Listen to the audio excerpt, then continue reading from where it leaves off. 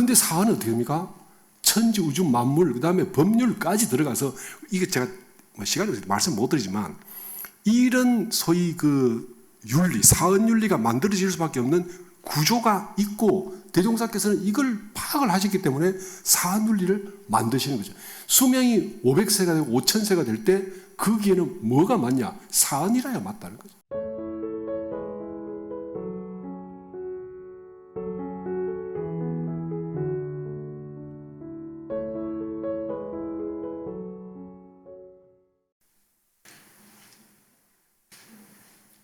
반갑습니다. 예, 함께 인사하시겠습니다. 예, 반갑습니다.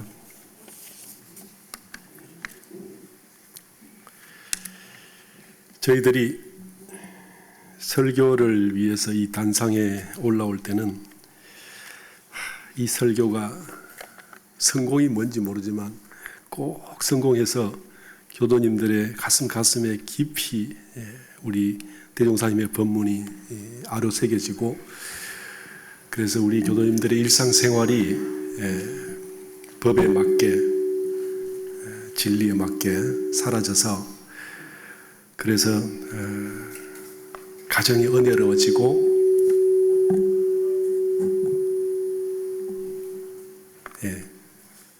그래서 낙원 세상이 오기를 간절히 바라는 마음이 있습니다. 오늘 제가 준비한 내용은 사실적 도덕이라는 거고요. 이게 사실적 도덕이라는 것이 새 시대랑 굉장히 관련이 되어 있다는 것도 이제 아실 겁니다. 그래서 부제로 강남 전망품이라는 이름을 붙여봤습니다. 그동안 제가 이걸 10몇 년 동안에 이쪽 영역에 관심을 가지고 쭉 이제 공부를 하고 있었는데, 시대가 워낙 급하게 바뀌기 때문에 이 부분이 제가 말씀을 드려도 우리 교도님들은 이제 물론이고 제 친구들이나 혹은 동기 교무들도 못 받아들이는 게 참 답답했어요. 근데 저는 이제 이걸 뉴스를 통해서 처음 접했고, 한 14, 15년 전부터 이제 이쪽에 본격적으로 좀 공부를 하기 시작했거든요.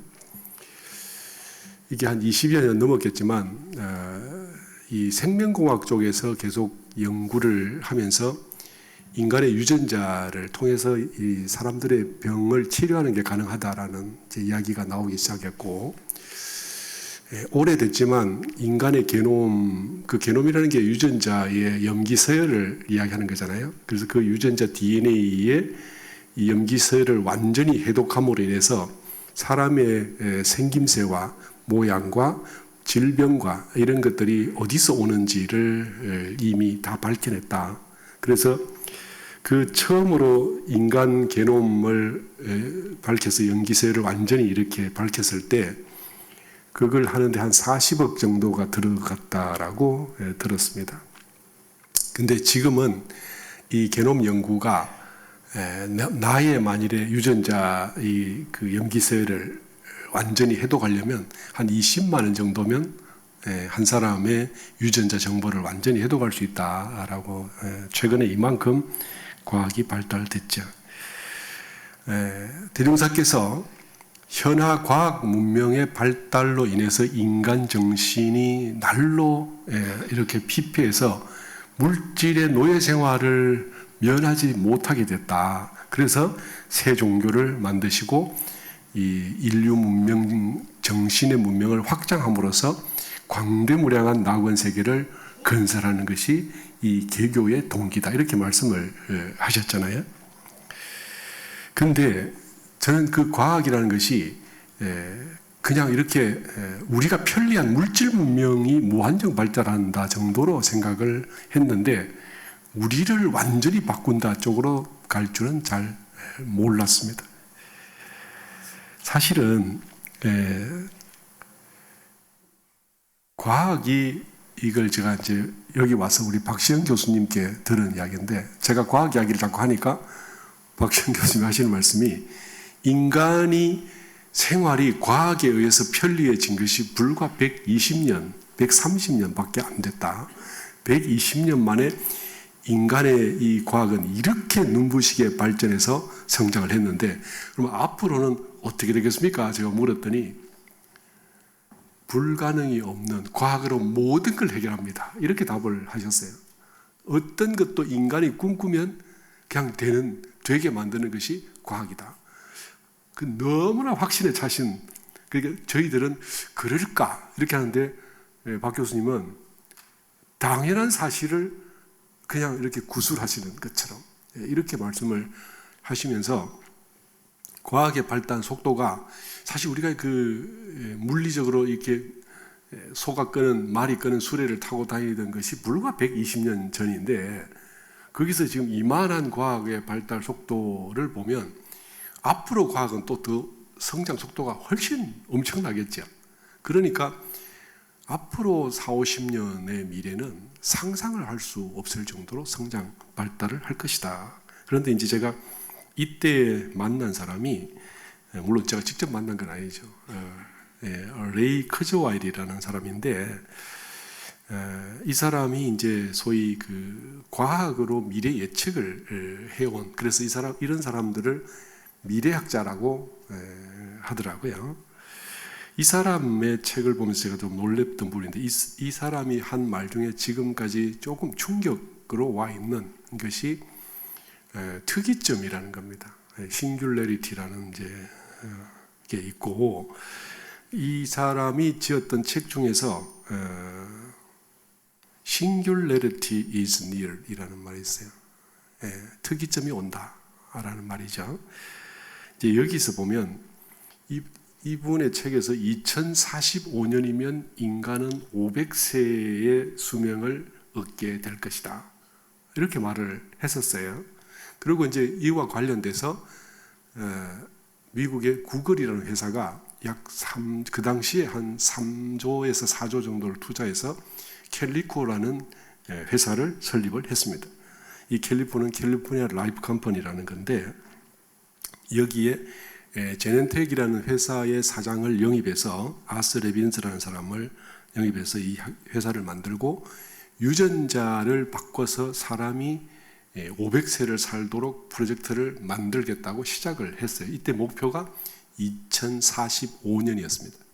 그런데 제가 이제 그쪽에 관심을 가지고 보는 중에 부산에 있을 때 UN 세계 미래 보고서라는 책을 봤는데, 이게 이제 과학의 발달로 2045년이 되면 우리가 어떤 사회에 살까에 관련된 것을 이렇게 어떤 하여튼 그림으로 이렇게 우리가 머릿속에서 그릴 수 있도록 쫙 나타내 준 책이 있었습니다. 이게 이제 우리나라에서 박영숙이라는 교수님이 이제 동참을 하시고 세 분이 이제 만드는, 매년 이것이 보고서가 나온다고 제가 들었습니다. 근데 이제 유엔에서 발간하는 책인데, 이제 여기를 보면 인간이 불사게 죽지 않는다라는 것이 가능하다라고 나왔죠. 어떻게 가능하냐? 제가 오늘 그거를 다 전문가시니까 아실 텐데 개괄적으로만 말씀을 드려보겠습니다. 인간의 유전자에는 소위 그 유전자의 끄트머리에 보면 꼬리가 있습니다. 그걸 이제 텔로미어라고 하는데, 사람들이 유전자 연구를 해보니까 텔로미어가 유전자 정보를 다 가지고 있는 끄트머리에 이렇게 그 텔로미어의 길이가 길게 이게 있어요. 그래서 그곳이, 우리 인간의 세포는 이제 사실은 한번 태어나면 평생 죽을 때까지 같이 사는 게 아니잖아요. 그래서 세포가 죽고 또 다시 태어나고 죽고 다시 태어날 때 그 분열을 하면서 이 생명이 평균 한 달 정도 됩니다. 한 달이면 우리 새로 태어났던 세포가 죽고 새로운 세포가 태어나는데, 가장 수명이 짧은 것이 위 내벽 세포, 이건 이틀이면 죽고 새로 태어난다. 그렇게 했어요. 그러면 가장 오래 사는 것이 적혈구라는데, 적혈구가 120일을 산다고 그랬습니다. 근데 이제 하여튼 6개월이 되면 우리 인간의 세포는 완전히 새로 분열을 통해서 새로 태어나는데, 이 세포가 쪼개지고 분열될 때마다 이 유전자 DNA 끄트머리 꼬리가 텔로미어가 짧아지게 돼요. 조금씩 짧아져서 이게 점점 짧아져서 텔로미어가 일정 정도 이하로 줄어들게 되면 이제 더 이상 그 세포는 분열하지 않고 그냥 소위 늙은 세포로 사멸하게 됩니다. 그래서 이것을 유전자의 그 분열이 끝나면 우리가 노화가 마지막으로 이제 세포가 수명을 다하면 점점 우리 사람이 이제 결국 죽음에 가게 되겠죠. 이것이 이제 노화라는 프로그램이고 이걸 통해서 우리는 생명을 최대한 유지하고 살게 되는데 그러니까 노화는 피할 수 없는 운명이었죠. 그건 진리였고 그런데 놀랍게도 아메바라든지 집신벌레 같은 단세포 생명체들은 이게 노화가 없어요. 그냥 증식을 할 때 분열만 해서 개체가 2개가 되고 2개가 다시 분열해서 4개가 되고 이렇게 하면 얘네들은 죽음이 없잖아요. 단지 쪼개질 따릅니다. 그런데 얘네들 단세포 생명체는 그렇게 해서 30억 년을 살아온 거죠. 지금 우리가 보는 집신벌레나 이 아메바는 단 한 번도 진화를 겪지 못해서 얘네들은 분열을 했기 때문에 생식이라는 과정을 겪지 않았잖아요. 그런데 걔네들은 사실은 그 진화가 없었기 때문에 가장 하등한 동물로 남아있고 생식이라는 특히 양성 생식을 통해서 태어난 이 생명체들은 엄청난 진화를 했는데 노화라는 어떤 그 굉장히 상실이 큰 이 프로그램을 수용함으로 인해서 엄청난 성장과 진화, 발달이라는 어떤 소득을 얻었죠. 그러니까 이때에 노화를 통해서 죽음을 선택한 이 생명체들은 이게 제가 선택했다는 말씀을 드렸잖아요. 운명이 아니라 그 생명체가 더 진화해서 다른 생명체보다 우위에 있기 위해서 노화라는 걸 선택했고 죽음을 선택했다는 거죠. 그래서 새 생명체를 놔두고 기존의 생명체는 죽음으로써 압도적인 위치를 점하기 위해서 경쟁적으로 이렇게 진화를 해왔다. 이것이 이제 과학에서 말하는 거죠. 그러니까 이제 이렇게 보면 노화는 뭐냐? 운명이냐? 운명이 아니다. 진리냐? 진리가 아니다. 단지 그 개체 생명체들이 그걸 선택했다는 거고 거기서 선택해서 유리해졌으니까 결국은 다른 생명체를 잡아먹고 이용하고 이렇게 살아왔다는 거죠. 그래서 우리 노화와 죽음은 이제 운명이 아니라 진화였다라는 것이 밝혀졌고 그 뒤에 이 텔로미어를 점점 짧아져서 사실 우리가 죽음으로 갈 수밖에 없는 이거를 그러면 해결할 수 있지 않을까? 이게 이 문제가 이제 해법은 나왔는데 방법이 없어요. 그래서 이 문제를 찾는 과정이 사실 생명공학이라는 것의 한 파트였고 여기서 이 생명체가 자연적으로 선택했던 이 프로그램을 바꿀 수 있을까? 이론적으로는 가능했죠. 찾고 이 유전자 염기서열 게놈의 구조를 바꾸면 되는 거였고 결정적으로 텔로미어를 길게 늘리면 우리는 오히려 젊어질 수 있다는 텔로미어가 길면 어떤 일이 벌어지냐면요. 우리가 나이가 들면 세포가 힘이 없고 축 늘어져서 뭔가 단단하고 이렇게 뽀송뽀송하다 할까 뭐라 해요. 우리가 탄력성 좋은 이 피부가 축 늘어지는 거잖아요. 그래서 이걸 텔로미어 길이를 길게 보니까 그 탄력성을 회복하는 거죠. 그러니까 이제 이거 가능한데 문제는 우리 몸의 세포가 숫자가 얼마나 많냐면요. 10조 개에 해당합니다. 이렇게 많은 세포를 누가 그 다 텔로미어를 길게 할 것이냐. 이 엄청난 과제죠. 그런데 인류는 포기를 모르는 도전자지 않습니까? 그렇죠? 그래서 이 과정을 연구하고 찾고 방법을 찾는 것이 생명공학입니다. 그래서 이론적으로 나왔는데 아직 방법을 찾자. 그래서 그 방법을 찾는 게 그게 켈리코가 대표적으로 선두주자가 됐죠. 전 세계에서 이 생명공학과 관련된 연구는 안 하는 나라가 없습니다. 수도 없고 한 개 나라에서도 수십 개, 수백 개 대학들이 거기 덤벼들고 있고, 그렇게 해서 지금 거기 연구가 되고 있는데, 그 목표를 2045년으로 레이 커즈와일이 예상을 했던 거죠. 그래서 이분이 1942년생인데 그 2045년을 예상을 해보니까 당신이 97살 되는 나이였어요. 그러니까 이때부터 이 사람은 내가 그때까지 살면 영생을 얻을 수 있어. 그래서 자기 몸 관리를 하기 시작했고, 이분이요, 그 몸 관리하면서 당뇨병이 없어지고, 그리고 고혈압이 사라지고, 아침마다 적절한 운동과 물을 먹고 싶은 술을 좀 줄이고 끊고, 이렇게 하면서 자기 몸 관리를 했는데 훨씬 더 젊어졌다. 그래서 이 사람은 자기 97세까지 무조건 살 수 있다. 몸 관리하면서 살겠다라고 한 거죠.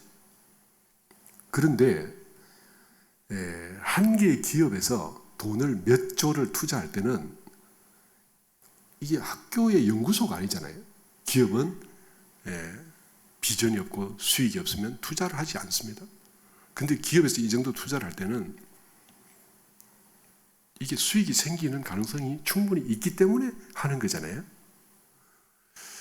그런데 저도 이게 2045년이라고 생각을 하고 부산에서 떠나서 서울 올 때쯤에 느낌에 이건 2045년이 아니라 2040년쯤이면 될 수 있지 않을까?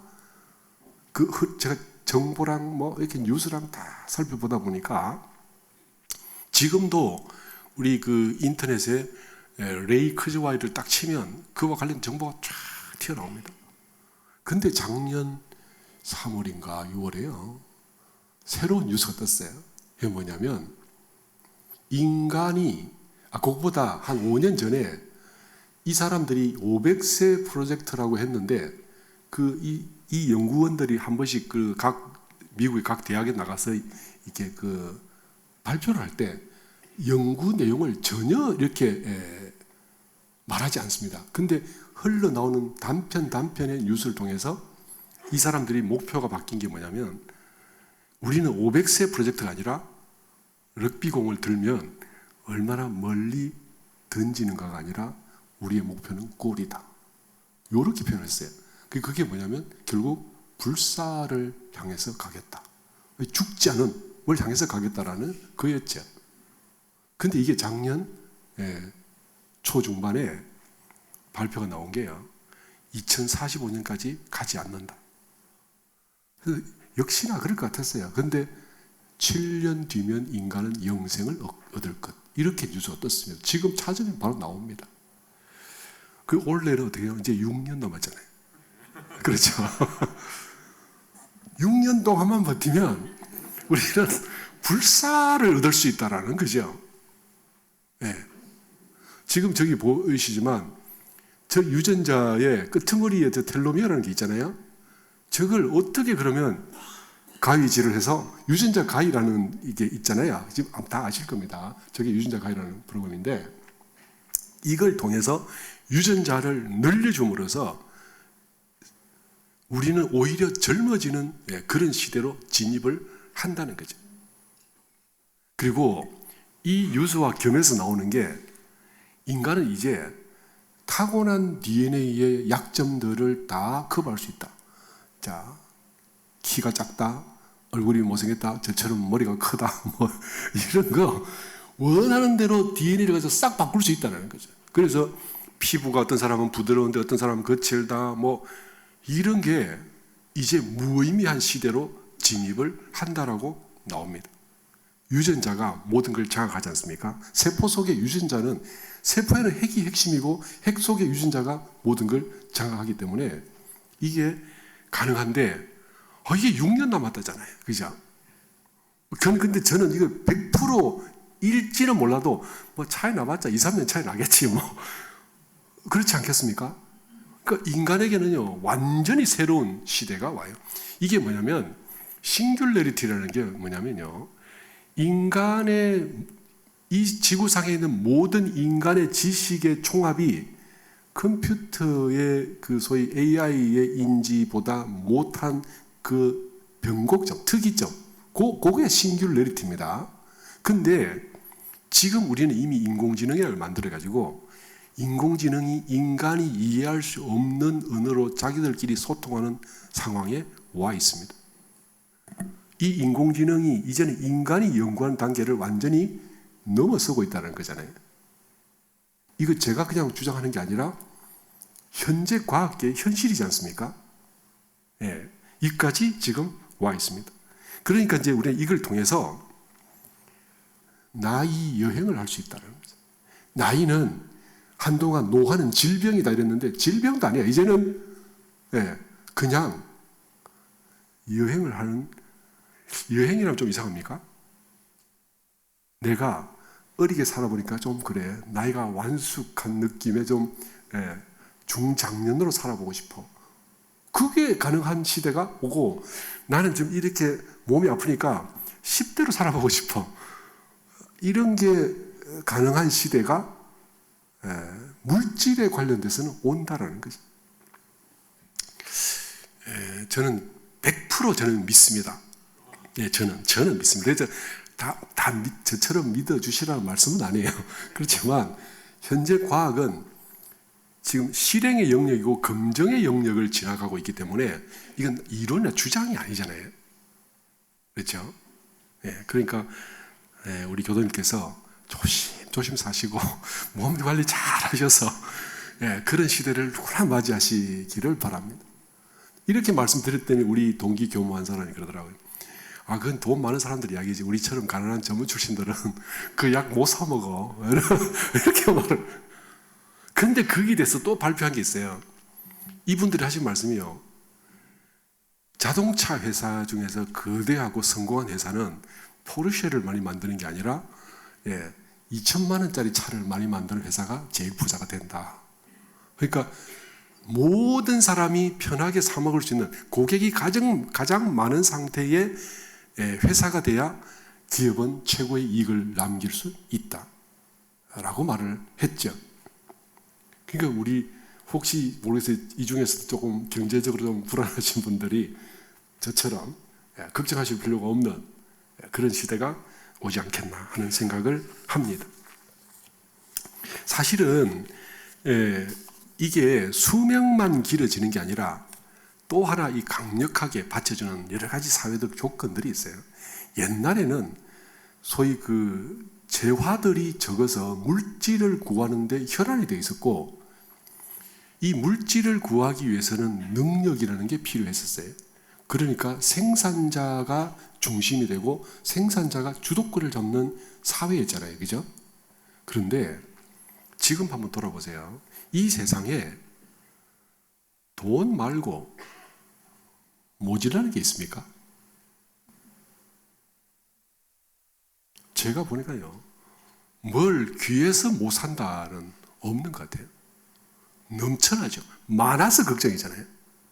오직 부족한 것은 돈이 없어, 돈이. 그래서 돈만 있으면 모든 걸 다 할 수 있는 물질이 흥청망청인 시대, 그 어떤 것도 돈만 되면 다 눈앞에 가져오는 시대로 이미 전환이 되어 있죠. 과학도 물질도 그 모든 것이 다 와 있는 시대로 우리는 현재 와 있어요. 그런데 더 놀라운 것은 인간이 살아가는 것은 결국 에너지거든요. 이게 복잡하지만 결국 옷, 이거 다 에너지잖아요. 에너지가 만드는 작품이고, 몸도, 그리고 모든 생활의 내용들이 싹 다 에너지인데, 문제는 이 에너지가 무한인 시대로 진입을 하고 있습니다. 핵발전소가 참 머리가 아픈데 핵융합이라는 시대로 가고 있죠. 핵융합은 어떻게 합니까? 수소를 합쳐서 헬륨으로 만들면서 거기서 핵발전소보다 수천 배의 강력한 에너지를 생산해내고 이걸로 무한정 전기를 만드는 시대로 그 한국이 선두주자에 있습니다. 지금. 그런데 그게 이 핵융합은 재료가 뭐냐? 수소거든요. 태평양 바다가 몽땅 다 에너지, 즉 수십억 년, 수백억 년을 써도 철철 넘치는 정도의 에너지가 있습니다. 이 에너지를 가지고 이제는 에너지 전송이 가능하고 없는 것이 없는 이제는 뭐가 없냐? 수요자가 없는 거죠. 고객이 없는 시대로 진입을 했습니다. 인간이 70만 년 전에 소위 그 구석기 시대로 진입을 하면서 사람의 역량이 중요한 시대로 전환이 됐어요. 그때부터 인간은요, 누가 더 실력이 있냐, 누가 더 잘하냐에 의해서 인간의 생활이 결정되는 시대가 됐죠.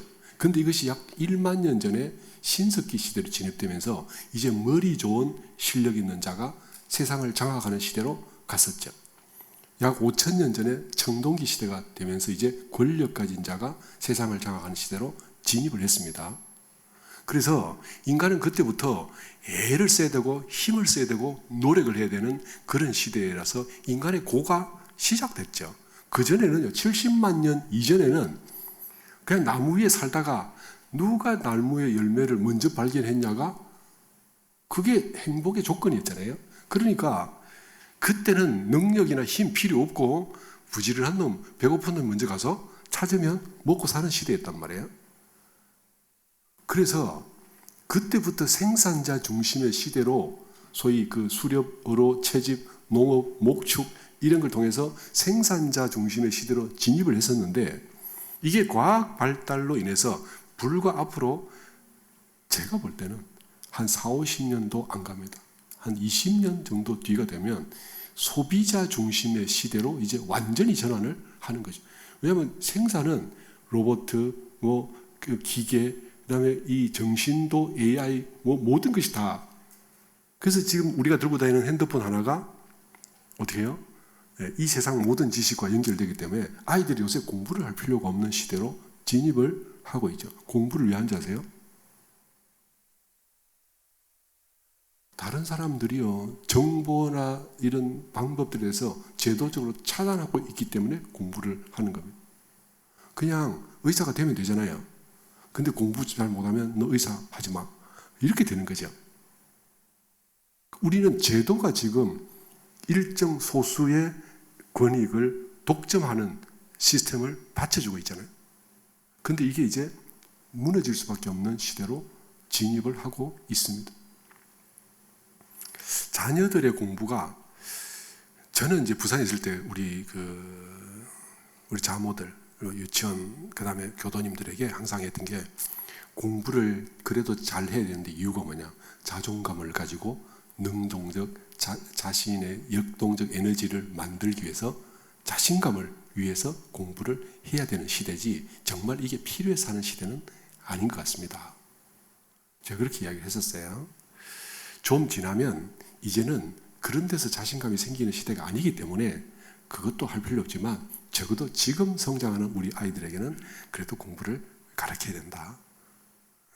그 정도까지 이야기를 했었습니다. 그런데 이 레이 크즈와의 일에 의하면 2035년이 되면 이제 우리는 귀 위에다가 조그마한 칩을 하나 심어서 핸드폰을 볼 필요도 없어요. 그래서 이걸로 이 네트워크가 돼서 네이버에 있는, 구글에 있는 모든 지식 정보를 내가 알게 되는 시대가 생각만 하면 떠오르는 시대로 진입을 한다. 이렇게 진짜인지 아닌지는 모르지만 일단 과학 예측이 그렇습니다. 에너지 완전하죠. 역량 더 누구랑 잘났다 못났다 할 것이 없죠. 그런데다가 인간은 아무것도 할 필요가 없는 오직 소비자로서의 역할을 할 수밖에 없는 시대인데 이 소비자가 많을수록 그 나라의 국력이 세지는, 중국이 왜 저렇게 힘이 세집니까? 사람이 많아서 그래. 인도가 왜 큰 소리 치냐? 사람이 많아서 그러잖아요. 저 인도라는 시장에 사람들이 뛰어드는 이유가 뭐냐면 저기는 자동차 회사를 만들면 잘 팔릴 거야.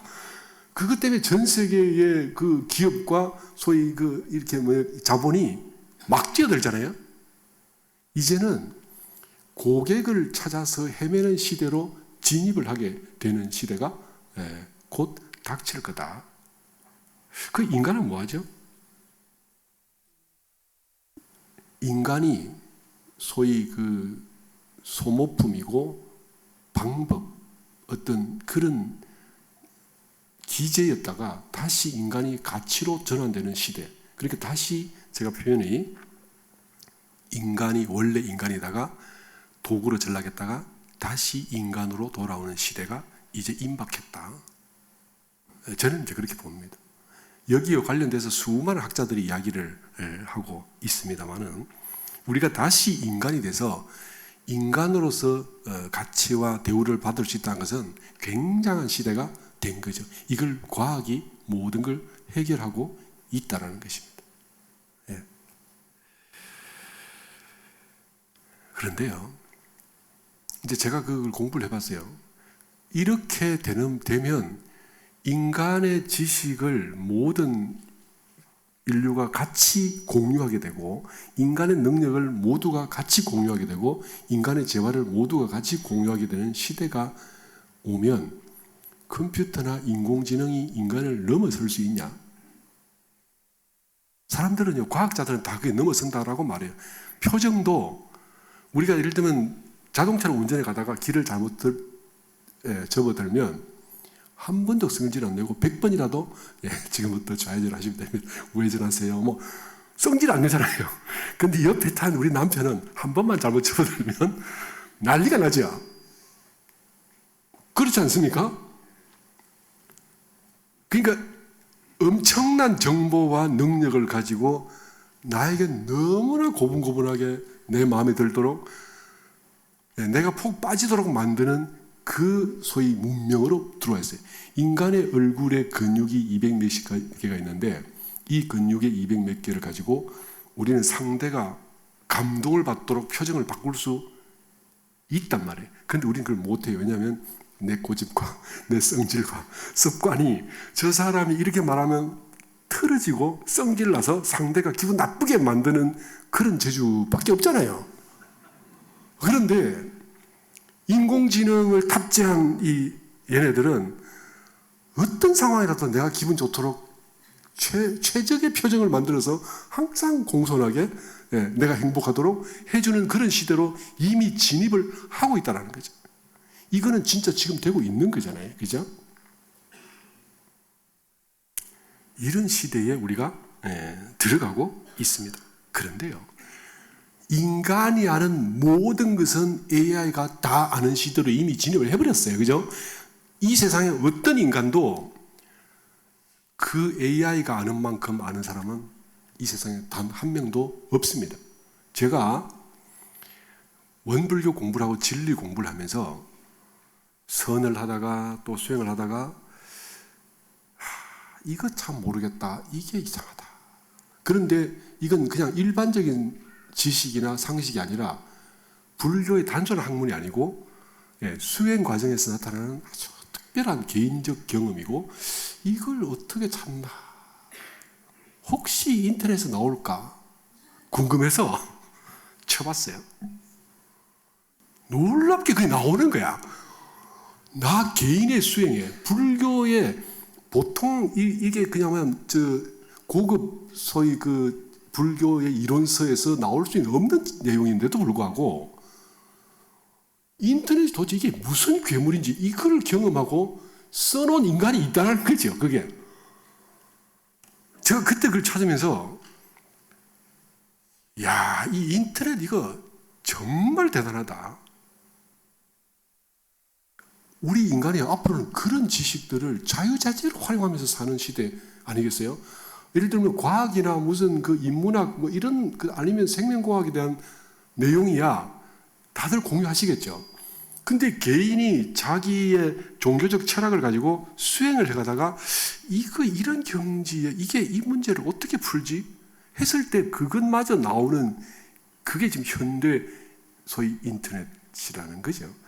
이거 어마어마한 거예요, 그죠? 상상을 못하는 시대에 우리는 살고 있어요. 그런데도 불구하고 절대로 이 AI가 못하는 영역이 있습니다. 그게 뭐냐면요, 선이에요, 선. 지식은 관련된 것은 모든 걸 다 얘가 공감을 해낼 수 있지만 선은 뭔지 아세요? 머릿속에 시비와 분별을 끊고 감정과 집착을 끊고 보이는 모든 것에 대해서 청정심을 갖는 거죠. 이게 뭐냐면요, 소위 컴퓨터로 말하면 데이터 제로 상태입니다. 선은 데이터 제로 상태죠. 그래야 선이잖아요. 그죠? 완전 청정. 그 가운데서도 성성하게 일체 경계를 보고 있음. 이게 AI가 될까요? AI의 성능은 여기까지다. 제가 생각할 때 데이터 제로 상태에 청정하면서 일체 경계를 관하는, 그래서 소위 신령한 지혜와 부처님의 대지혜, 여기는 AI가 작동 스톱 되겠더라고. 그게 인간의 영역이 있죠. 그러니까 공부하는 게 옳지 않겠습니까? 네. 물론 이것이 혹시 틀리다고 생각하시면 뭐 이견을 달아주셔도 돼요. 네. 그러나 제가 이걸 봤을 때 인공지능은 데이터 제로 상태 이상은 갈 수 없다라고 생각을 했습니다. 그래서 미래 사회의 종교는 반드시 살아남는다. 특히 수행과 관련된 종교는 무조건 살아남는다. 인간이 할 게 뭐냐? 모든 게 다 주어지는데 내게 필요한 것, 없는 것, 종교밖에 없죠. 사실 우리 종교는요, 그동안에 이렇게 수행 영역이 아니라 복과 기도를 통해서 은혜를 받는 쪽으로 많이 진화를 해왔죠. 그러니까 여기서는 뭐가 있었냐면요, 우리의 인성의 문제, 간절한 기도의 문제, 이런 것들로 성장을 해왔는데, 사실은 제가 수행을 해보니까 느끼는 한계가 있어요. 그게 뭐냐면, 제가 원불교에 출가한 지가 38년이 넘었습니다. 그런데요, 제가 부산에 있을 때 우리 형은 이제 은행에 지점장으로 있었고 저는 교당 교무로 있잖아요. 근데 교당 교무에게는 선물이 들어오잖아요, 그죠? 그럼 저부터 먼저 먹어요, 이게 제가. 근데 우리 형은 은행 지점에서 고객들이 고로쇠 물 같은 거를 이렇게 한 말씩 가져오지 않습니까? 그럼 우리 형은 그걸 딱 4등분을 해요. 해서 어머니 하나, 누나 하나, 형 하나, 저 하나. 이렇게 하는데 저는 내가 다 먹고 나면 그때 형이 생각이 나는 거예요, 이게. 이게 왜 그럴까? 제가 막내라는 어떤 타고난 한계에 제가 직면이 되더라고요, 이 문제가. 형은 뭐가 생기자마자 항상 4등분이 늘. 그게 예를 들면 시골에 우리 그 어머니 사시던, 아버지 사시던 논밭에다가 뭘 심었어요. 매실을 심었어요. 감을 심었어요. 그러면 수확하면 항상 4등분입니다. 그래서 집으로 이게 보내와요. 심지어 형이 가져오는 경우가 많았어요. 저는 제가 뭘 들고 형한테 가본 적이, 이게 뭐예요? 근본적 인성은 수행으로 만들어지는 게 아닌가? 이게 근본적 인성도 아니잖아요. 그러니까 어릴 때 그 부모님 밑에서 성장하면서 만들어진 어떤 그 도덕적 품성 같은 것이, 제가 38년이 수행이 짧아서 그런가요? 늘 그게 형한테 미안하고, 역시 형은 형이었어 생각을 하고 있었어요, 제가.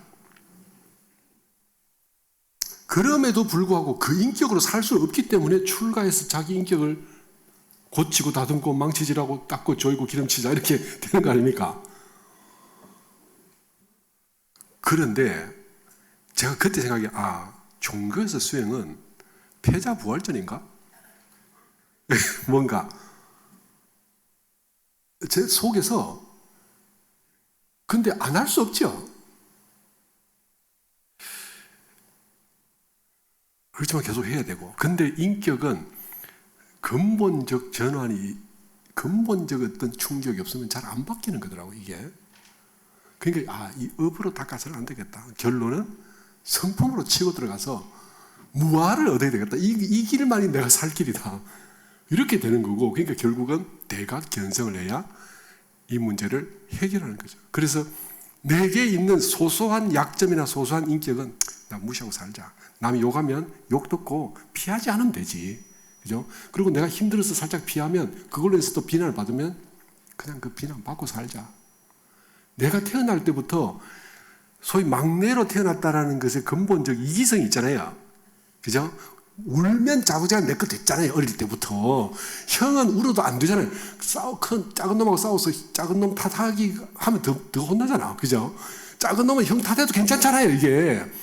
그걸 부모한테서 용납받으면서 자라왔던 그 한 10여 년의 세월이 우리의 인성을 이렇게 근본적으로 픽서시켜버렸단 말이에요.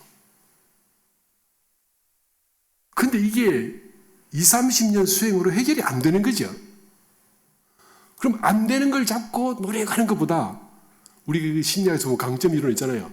약점 고치려고 투자하는 에너지 차라리 강점에 투자해가지고 쉽게 말하면 열심히 농사 지어도 안 되는 노는 버리고 그죠? 조금만 대충 하면 적당히 수확 엄청 나는 옥토에다가 씨앗을 뿌리고 거기서 수확을 얻어서 쓰는 게 편하단 말이에요. 그렇죠? 그 우리의 약점을 너무 고치려고 하지 말고 내게 있는 약점을 너무 고통스러워하지 말고 인정하고 대신에 강점으로 다른 사람들에게 은혜를 베풀면서 살아가는 게 낫다. 그게 심리학에서 강점 이론 아닙니까? 그렇죠? 수행에도 똑같고 우리 일생에도 모든 게 다 똑같은 거죠. 저는 이렇게 보면 사실 불교가요.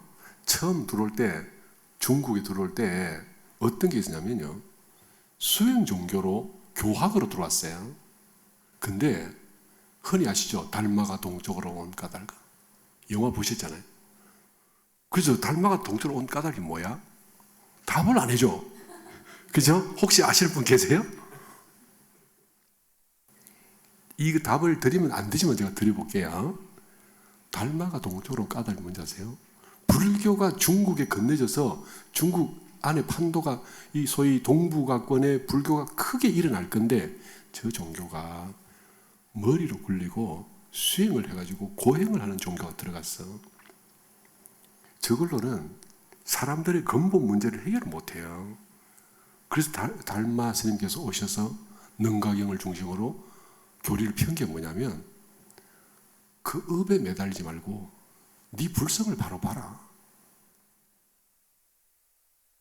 업을 하나 고쳐서 하나 나아지고 하나 좋아서 하나 그걸로 하나 잘나지면 그걸로 뻐기고 하나 못나면 기죽고 그걸로 매달려서 낑낑거리면서 여러 생을 살아도 답이 없지 않냐.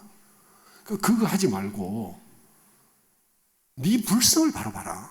그러면 원래 완전한 성품 그 속에서 그 작고 시시한 문제들을 모조리 해결할 수 있다. 이게 달마가 동쪽으로 온 까닭입니다. 이렇게 말하면 그 답이네 넘어가시면 안 돼요. 그럼 어떻게 해서 그게 되냐? 그걸 알아야 사실은 달마가 동쪽으로 온 까닭을 제대로 아는 거지. 이게요. 점수 말고 도노에다가 도노가 뭔지를 가르쳐주러 달마께서 오신 거죠. 물론 도노가 불경에 전해질 때 전달됐지만 실천하는 도노, 눈앞의 성품을 활용하는 도노가 안 만들어졌기 때문에 이분이 법을 전하러 오신 겁니다. 네. 원불교는요, 이 도노와 점수를 함께 쓰고 있어요. 요건 제가 시간이 길어지기 때문에 말씀을 다 못 드리는. 예. 그런데 이거 시간이 자꾸 좀 모질라서 좀 아쉽습니다. 문제는 즐거움이에요. 인간의 즐거움. 수명이 무한정 길어졌는데 문제가 생겼어요. 인간의 수명이요. 길어지면 원론적으로는 너무 좋죠. 그런데 디테일에 들어가 보면 이게 심각한 문제가 있습니다. 제가 저 그림을 그려놨죠. 저 비눗방울 놀이를 제가 얼마나 재밌겠어요. 그죠? 제가 옛날에 아주 가난할 때 우리 큰딸, 첫딸을 데리고 공원에 놀러 갔는데 아이들이 그 비눗방울을 이렇게 물에 적셔서 이렇게 부는 거 있잖아요. 야, 그걸 불고 있을 때 그거는 이제 1,000원, 2,000원 하는데 건전지 가지고 총을 쏘면 쫙 나가는 거 있잖아요. 그게 10,000원이었어, 10,000원. 근데 그 놀러 온 사람 중에 아마 제가 제일 가난할 것 같아요. 근데 제가 우리 애한테 10,000원짜리를 사줬어요. 우리 정토가 깜짝 놀랐죠. 아니, 없는 돈에 뭘 애를 10,000원씩이나 사주냐고. 그렇게 할 때 내가 평소 때 못 해주는데 이럴 때 기분 한번 내게 해주자. 얘가 그거를 총을 들고 쏘니까 막 비눗방울이 쫙 나가지 않습니까? 그죠? 밑에 물통이 달려있고 얘가 행복에 겨워서 어쩔 줄 모르는 거예요. 다른 아이들이 막 따라와서 우리 딸내미가 쏘는 총 그거 비눗방울 만지러 다니고 막 이렇게 할 때에 그 행복감을, 그래서 내가 그랬어요. 야, 우리가 밥 한 끼 5,000원인데 밥 두 끼 쟤한테 줬다 생각하자.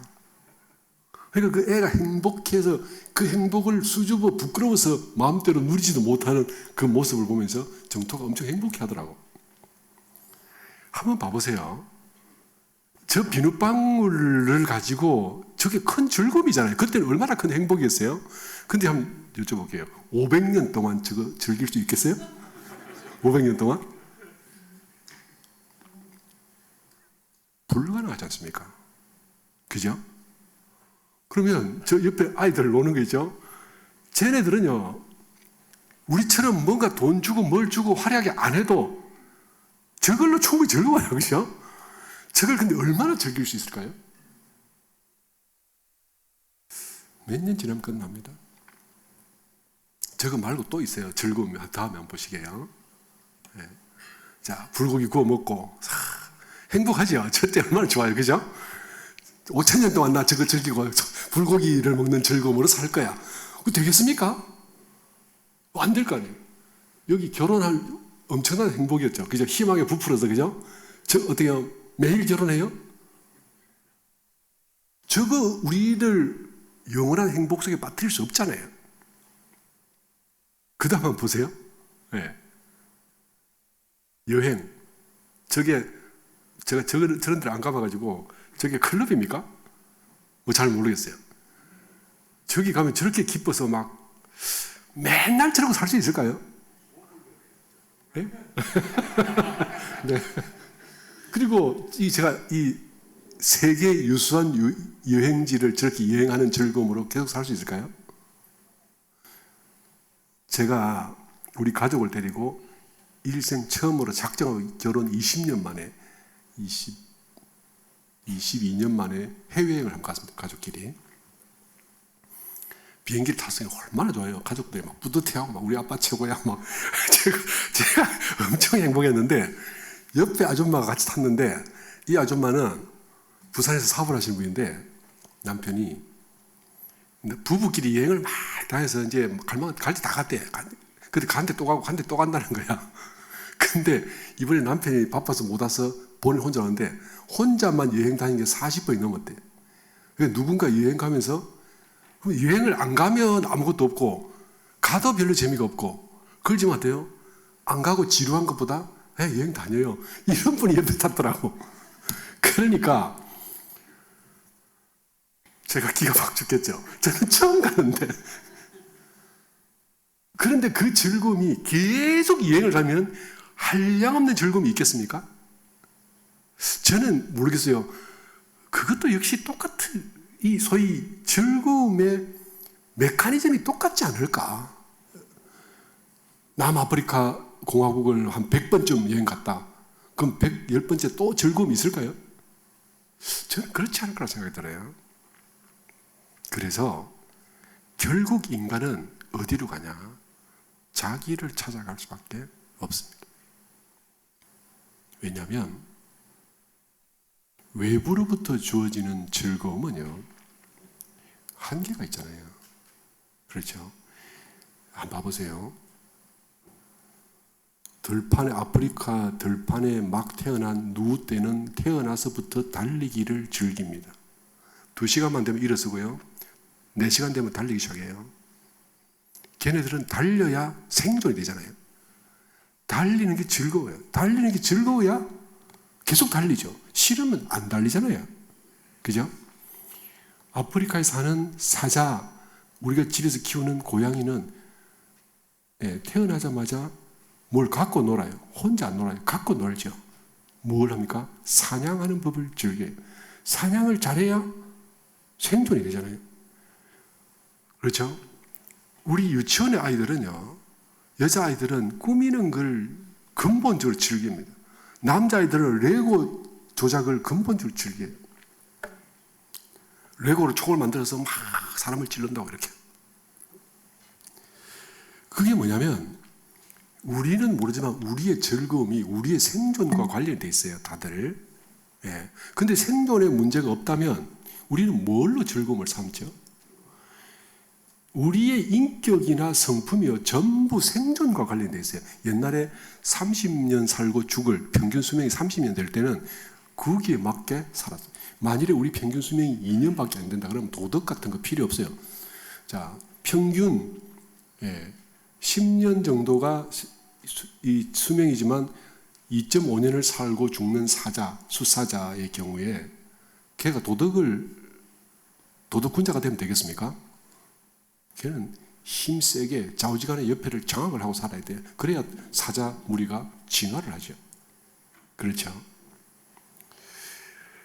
10년을 사는, 그 다음에 우리가 부석사를 놀러 갔는데 그 앞에, 부석사 앞에 그 식당 가게가 도덕적으로 장사하면 망하죠. 한 번 오는 뜨내기 손님은 거기에 맞게 상대해 주는 거잖아요. 그래야 생존이 되잖아요. 사람들은 못 모르고 하여튼 관광지 이 장사꾼들은 전부 기분 나빠, 막 걸러 먹어서 이렇게 시비하지만 그 사람들의 생존 방법이잖아요. 그런 줄 알고 가야지. 근데 우리가 100년 사는 사람으로서 인격이 세팅이 됐어요. 감정, 감각, 지혜, 이성, 대인관계 역량, 그 다음에 성실성, 인의, 예지, 그죠? 이런 것이 그렇게 세팅이 돼 있어요. 근데 대종사님께서 소위 그 불교에는 그런 게 따로 없어요. 그냥 잡이 돼 있잖아요. 유교는 국가를 통치하고 사람들이 그 소위 건실하게 살게 하기 위해서 인의, 예지, 신이라는 오상을 딱 만들어서 이걸로 가야 빤듯하게 산다라고 그 가치관 체계, 철학 체계를 만들어 놨단 말이에요. 근데 왜 우리는 사언이냐? 이거는요, 제가 볼 때 과학 발전으로 무한정 살아가는 시대에 사언으로 가야 온 인류, 온 우주, 온 지구를 함께 상대해야 돼요. 인의, 예지, 신은 사람만 대하는 거잖아요. 그렇죠? 예. 근데 사언은 어떻게 합니까? 천지, 우주, 만물, 그 다음에 법률까지 들어가서, 이게 제가 시간이 말씀 못 드리지만, 이런 소위 그 윤리, 사언 윤리가 만들어질 수밖에 없는 구조가 있고, 대종사께서는 이걸 파악을 하셨기 때문에 사언 윤리를 만드시는 거죠. 수명이 500세가 되고 5000세가 될 때, 거기에는 뭐가 맞냐? 사언이라야 맞다는 거죠. 그래서, 인간이 기본적으로 가지고 있는 여러 가지 마인드들을 싹 다 바꿔야 됩니다. 굉장히 이게 골치 아픈 게 아니라 신기하고 재미난 흥미진진한 그런 작업이 될 겁니다. 또 있어요. 인간의 수명이 길어지면 어릴 때는 총기가 있잖아요. 그죠? 나이 들면 어때요? 야, 더럽던 그거 귀찮다, 그거 귀찮다. 그리고 머리 들어오지도 않아. 아니, 500년은 고사하고 내가 60년 살고 나니까 도대체 외워지질 않아. 이렇게 되잖아요. 사람을 봤는데 막 이게 뭔가 신기하고 뭔가 이렇게 그 자극적이고 막 조심스러우면서 막 흥분되는 자세로 만나야 되는데, 새로 만나서 누구 왔냐? 끝이에요.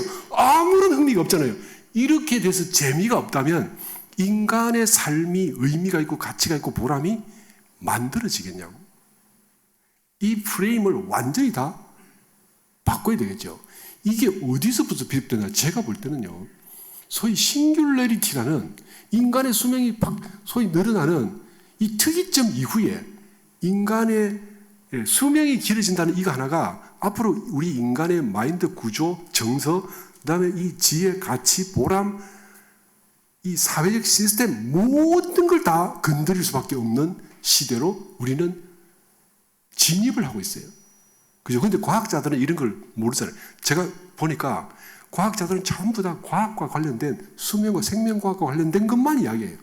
그런데 제가 볼 때 우리는 여기에 완전히 새로운 패러다임으로 접근을 해가야 참으로 영원한 성자, 영원한 강자, 대성인이 되고 한량없는 행복과 은혜를 누릴 수 있게 된다라는 거죠.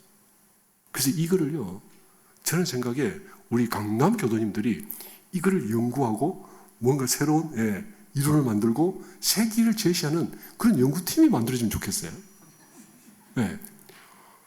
이건 팩트거든요. 그죠? 시간이 제가 길어서 여기로 마치도록 하겠습니다.